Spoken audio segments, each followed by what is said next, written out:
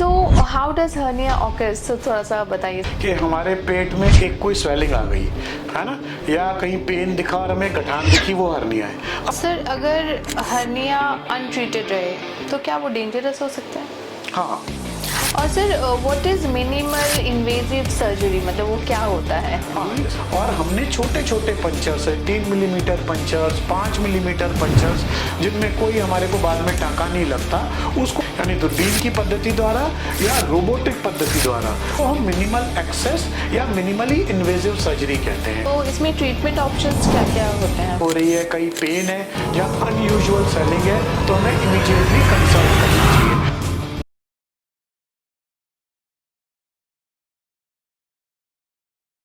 Hi everybody, आज हम लोग चल रहे हैं गंगाराम हॉस्पिटल और आज हम लोग मिलेंगे डॉक्टर मुकुंद खेतान से, जो एक जनरल सर्जन भी है, हर्निया सर्जन, लेप्रोस्कोपिक सर्जन और पता नहीं क्या क्या। तो चलिए बात करते हैं। So welcome to another podcast of FCR group. और आज हमारे साथ डॉक्टर साहब हैं और जैसे हमने डॉक्टर साहब का इंट्रो कर दिया आपको, तो सर आज हम हर्निया के बारे में बात करेंगे। So how does hernia occurs, तो थोड़ा सा बताइए सर दर्शकों को। हाँ, तो हम हर्निया बेसिकली होता क्या है कि हमारे पेट में एक कोई स्वेलिंग आ गई है ना, या कहीं पेन दिखा और हमें गठान दिखी, वो हर्निया है। अब हर्निया होने के बहुत सारे कारण होते हैं, उसमें से कुछ मुख्य कारण हैं, जैसे कि प्राइमरी हर्नियाज होते हैं कि नाभि हमारी पैदाइशी वीक होती है, वहाँ हर्निया बन जाए, या हमारी पेट में ऊपर की तरफ कोई उभार आ जाए जिसको हम एपिगैस्ट्रिक हर्निया कहते हैं, या कॉमन हर्निया जो मेल्स में होते हैं उनको हम इंग्वाइनल हर्नियाज कहते हैं। इंग्वाइनल हर्नियाज मतलब जो रांगों वाले हर्नियाज होते हैं, अगर बेसिक हिंदी लैंग्वेज में कहें तो वो इंग्वाइनल हर्नियाज होते हैं। जो हमारी जांग और पेट के जंक्शन पे जो हर्नियाज बनते हैं उनको हम इंग्वाइनल हर्नियाज कहते हैं। वो भी एक स्वेलिंग या पेन या किसी तरीके के खिंचाव इस तरीके से महसूस होते हैं। और हर्निया बनने का कारण होता है फीमेल्स में स्पेशली कि पुरानी हमारी कोई सर्जरीज हो, जैसे लेडीज में सिजेरियन सेक्शंस होते हैं या हमारी हिस्टेरेक्टमी हुई, कोई ऑपरेशन हुआ मेल या फीमेल में, उनको हम अपनी मेडिकल टर्म्स में इंसिजनल हर्नियाज कहते हैं कि पुराने चीरे में जो हर्नियाज बन जाएं। कुछ और अनयूजुअल हर्नियाज होते हैं जिनको हम कहते हैं हाइटस हर्निया, यानी जो हमारा पेट और छाती की दीवार का बीच का जो जंक्शन है, जो लेयर है, वो अगर वीक हो जाए, उसमें अगर हमारा पेट ऊपर छाती की तरफ चढ़ जाए, उसको हम हाइटस हर्निया कहते हैं। इस तरीके से हर्निया को हम प्राइमरी हर्नियाज, जिनको हम मिडलाइन हर्नियाज या इंग्वाइनल हर्नियाज में डिवाइड करते हैं। दूसरे होते हैं इंसिजनल हर्नियाज जो पुराने चीरे में बने हुए होते हैं। तीसरे होते हैं जो हमारे डायफ्रामेटिक हर्नियाज या हाइटस हर्नियाज होते हैं। Right sir. सर अगर हर्निया अनट्रीटेड रहे तो क्या वो डेंजरस हो सकता है? हाँ, ये आपने बहुत ही अच्छा सवाल किया कि हर्निया अगर हम उसका इलाज ना कराएं तो क्या वो खतरनाक या डेंजरस बन सकता है। Definitely in 50-60% of the patients it falls कि वो डेंजरस बन सकता है। इन 50-60% of the patients it can be follow up मतलब है आप अपने रेगुलर कंसल्टेंट को दिखाते रहें और देखते रहें कि कब इसको इंटरवेंशन की जरूरत है। इंटरवेंशन मतलब कब इसको ट्रीटमेंट की आवश्यकता है।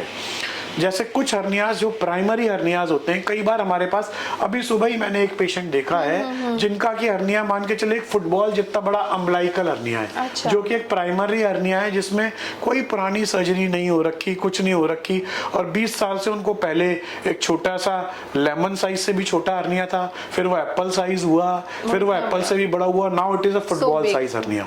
सो when you are waiting for the hernia to go on its own, then is the time when it can become dangerous.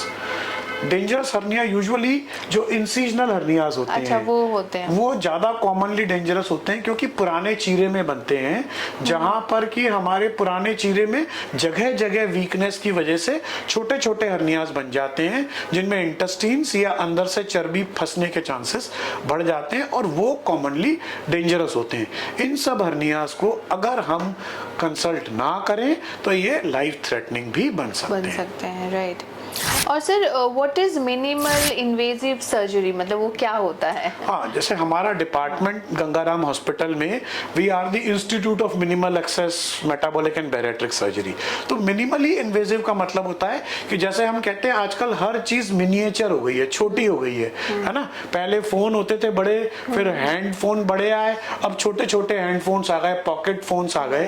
तो हमें उसी तरीके से जो हमारी सर्जरी है, पहले सर्जन्स कहते थे कि big surgeons make big incisions, है ना। अब अगर हम उसको patient perspective point of view से देखते हैं तो वो पेशेंट के लिए बड़ा मुश्किल काम होता था।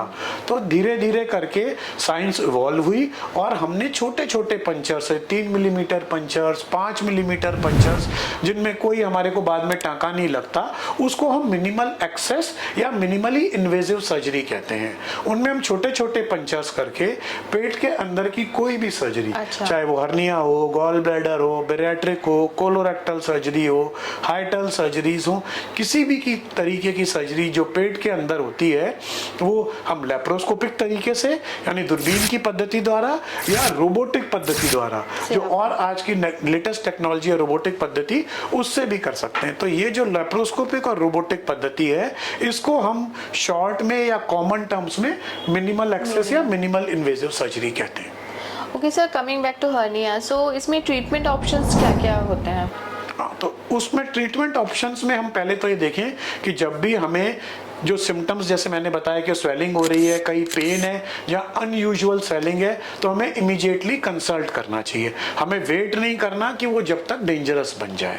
अब हम जब कंसल्ट करते हैं तो जैसे मैंने पहले भी बोला आपको कि हमारे कुछ हैं जिनको कि हमें इमीडिएट इंटरवेंशन या अटेंशन की जरूरत है, कुछ हैं जिनको हम वेट कर सकते हैं या फॉलो अप कर सकते हैं, and then we will take a call कि हमें ऑपरेट करना चाहिए कि नहीं। बट इसमें बड़ा सिंपल सा एक लाइन का आंसर है कि अगर हमारा कपड़ा फट जाता है और हमें उसे रोज पहनना है तो हम उसे कब रफू कराते हैं? हम उसे आज फटता है तो आज ही रफू कराते हैं। तो हर्निया भी इसी तरीके का है कि पेट की दीवार का एक हिस्सा हमारा कमजोर हो गया है और अगर हम एक्टिव लाइफ है ना, जैसे बच्चा है, यंग बंदे हैं जिनकी एक्टिव लाइफ है, फिजिकल लाइफ है, उनके लिए आवश्यक है कि वो दिखाएं और कंसल्ट करें और टाइमली ट्रीटमेंट कराएं। बट जो ओल्ड एज पेशेंट्स हैं, जिनमें हाई रिस्क पेशेंट्स हैं, जिनमें सर्जरी की रिस्क ज्यादा है, उन सब में हम वेट कर सकते हैं। अब अगर हम ट्रीटमेंट ऑप्शंस की बात करें तो ट्रीटमेंट ऑप्शंस जैसे मैंने बताया कि हमारा डिपार्टमेंट मिनिमल इन्वेजिव सर्जरी वाला डिपार्टमेंट है, जिसमें हम दूरबीन की पद्धति द्वारा ऑपरेट करते हैं। दूरबीन की पद्धति चाहे वो लेप्रोस्कोपिक सर्जरी भी हो सकती है या रोबोटिक सर्जरी भी हो सकती है। लेप्रोस्कोपिक में हम छोटे छोटे पंचर करते हैं और इंस्ट्रूमेंट्स को हम अपने सर्जन अपने हाथों से मैनेज करता है और ऑपरेट करता है। बट रोबोटिक सर्जरी में वही छोटे छोटे पंचर्स होते हैं जिनको हम एक रोबोटिक सिस्टम के द्वारा एक कंप्यूटर सिस्टम पे बैठ के कंट्रोल करते हैं। जब हम वो कंट्रोल करते हैं तो हमारा प्रिसीजन, हमारा कंट्रोल बेटर होता है, उससे हमारा आउटकम बेटर हो जाता है। आउटकम इन टर्म्स ऑफ हमारा पेन कम लगता है, हमारा ब्लड लॉस कम होता है, हमारा जल्दी रिटर्न टू वर्क आता है। जैसे आज की तारीख में हम देखें तो 70-80% पब्लिक काम कर रही है, तो उनको जल्दी रिटर्न टू वर्क होता है। तो ये ट्रीटमेंट ऑप्शंस हैं। बट ट्रीटमेंट ऑप्शन जानने के लिए सबसे पहले जरूरी है कि अगर हमारे को इस तरीके के सिम्टम है तो हम एक हर्निया सर्जन को या उस अस्पताल में कंसल्ट करें जहाँ के हर्निया रेगुलरली देखे जाते हैं। एग्जैक्टली। और सर पोस्ट ऑपरेटिव केयर क्या क्या है इसमें इन्वॉल्व?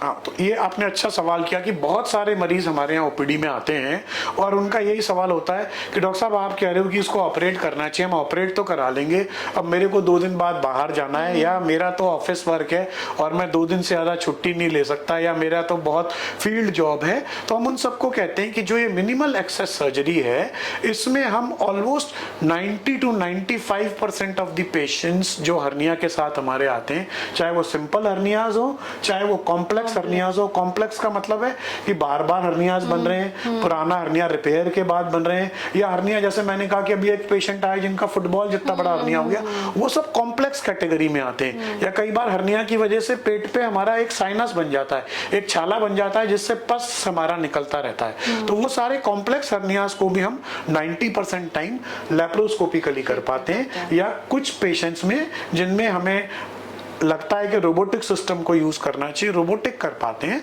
और वो सारे पेशेंट्स जो हैं अमूमन 3 दिन के अंदर अपनी नॉर्मल एक्टिविटी पे आ जाते हैं और 3 हफ्ते के अंदर अपनी स्ट्रेनियस नॉर्मल एक्टिविटी पे आ जाते हैं।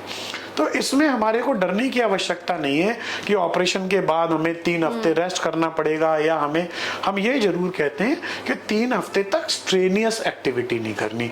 यानी आप लाइट जॉग कर सकते हो, लाइट स्विमिंग कर सकते हो, लाइट योगा कर सकते हो, अपनी नॉर्मल ऑफिस वॉक कर सकते हैं, स्टेयर्स चढ़ सकते हैं, ये सब एक्टिविटीज कर सकते हैं। नॉर्मल फूड हम अमूमन 24-48 घंटे के अंदर आपको नॉर्मल फूड दे देते हैं। Right. Okay, sir. Thank you very much for all the information. Thank you. So thank you. Now we will be coming up with more Yes, for in our the next- hernias in Next our episode. future snippets. बिल्कुल. Thank sir. you for listening. Thank you.